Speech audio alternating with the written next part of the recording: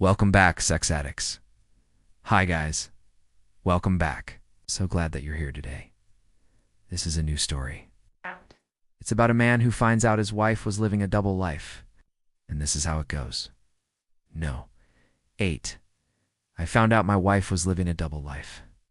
With another family. My wife left me after 23 years of marriage for another guy. But what really burns me is that I found out she had been living a double life for at least 3 years before she finally left me.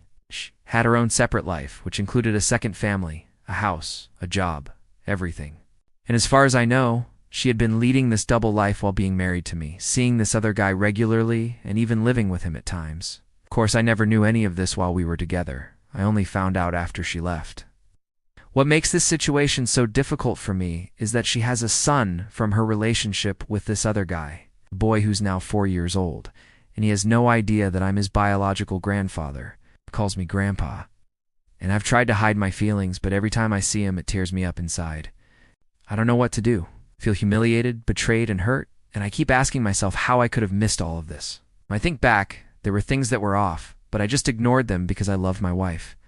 For example, she worked part-time as a secretary at a law firm downtown, and she always wore elegant clothes to work. That wasn't like her. She used to wear jeans and sneakers to work. She had changed so much over the last few years, but I just put it down to her wanting to look good. When I saw her wearing tight dresses, high heels, and makeup, I thought maybe she was trying to attract me, that she wanted more passion between us. But it turns out that she was getting ready to go out to meet someone else, someone she was passionately in love with. It's strange. On one hand, I'm angry with her for betraying me, for lying to me, and for breaking my heart. But on the other, I'm also kind of proud of her because she dared to follow her heart. And I wish I'd done the same thing when I realized our marriage had gone stale. So it all started a few years ago, when my wife began working at that law firm downtown. At first, she said she was doing it to help out a friend. She had known the boss from school, and he asked her if she could come in part-time to fill in for their secretary, and she agreed. But months went by, and she kept working there, even though she didn't need the money. She never told me about anything she did there, or anyone she met. She came home late almost every day, and often had dinner with colleagues. The only thing she ever talked about was a guy named David. She would mention things he'd said to her, or stories he'd told her, but she never gave me any details. But she just spoke of him as a good friend, and I believed her. I assumed they were just friends. It turned out that they were much more than friends. In fact, they were having an affair. Every time I saw David, something inside me told me he was trouble. There was just something about him that I didn't trust. I remember thinking at the time, why is my wife spending so much time with this guy? What does he see in her? But then I shrugged it off. Why would my wife cheat on me? It didn't make sense. We had our ups and downs, sure, but we also had something special, something unique. I mean, we'd been together since we were kids. My wife Diana and I grew up in the same small town. We met when we were 16 and got married right after high school. We bought a house, had kids, and eventually settled into this comfortable routine. We weren't madly in love anymore, but we were happy. Or at least I thought we were. The first big sign that something was wrong came when our son moved. Out at age 19, Diana and I had always been close to our son. We helped him with his homework, consoled him when he was upset, and celebrated his successes. So when he moved out, it was hard not hearing his footsteps in the hallway or seeing him sitting at the kitchen table. We both missed him terribly. Diana especially. She became depressed and stayed in bed for days. I tried talking her out of it, but she just pushed me away. She needed space. One day, she told me she wanted to move to the city and get a small apartment. She said she needed to start a new life, that she couldn't take living in this big empty house anymore. I argued with her, but she wouldn't listen. She was adamant, so I let it go. I thought it was just a phase she would soon grow out of. She moved anyway. At first, she spent half her time at her house and the other half at the apartment. But eventually, she started spending all her time there. She told me she felt better in the city, that she needed her own space. I kept quiet, but I was worried. Never should have let her move.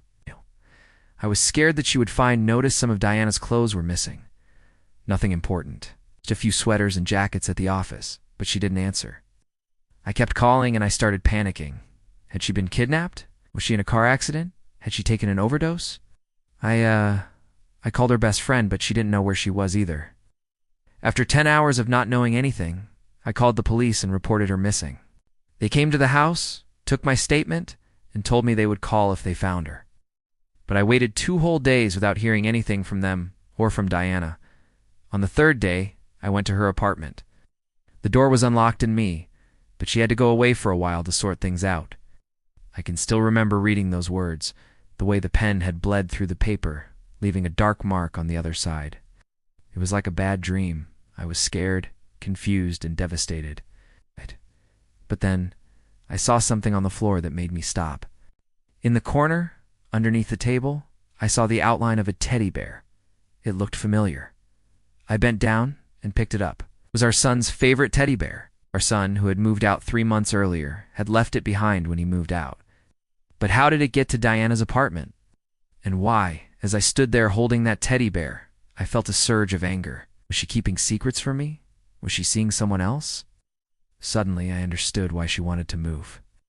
She had somewhere else to go, someone else waiting for her there. I wanted to find her, to confront her, but I didn't know where to start. I drove around the city looking for clues, going to places I knew she liked to visit, but I couldn't find her anywhere. Then I remembered the law firm. Maybe she was there.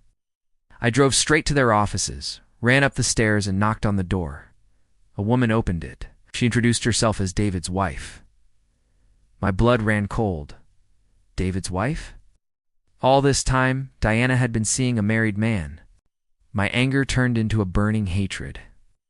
I wanted to scream, to smash things, but I kept quiet. I didn't want to draw attention.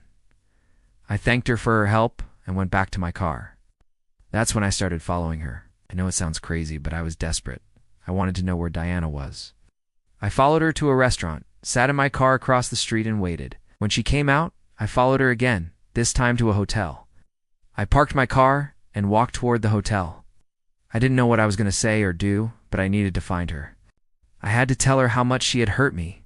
But when I got to her room, she wasn't there. As I stood in front of that closed door, tears streaming down my face, I suddenly felt sorry for her.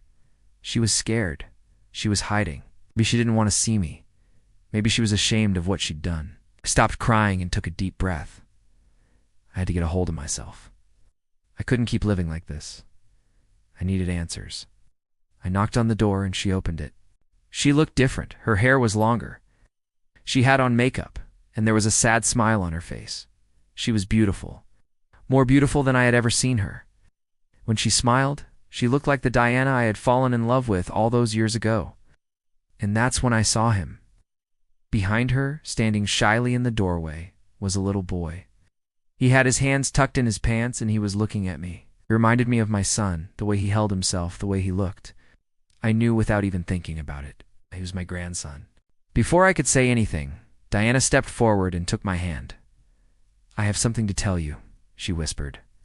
To be continued in Chapter 9. To be continued in Chapter 9.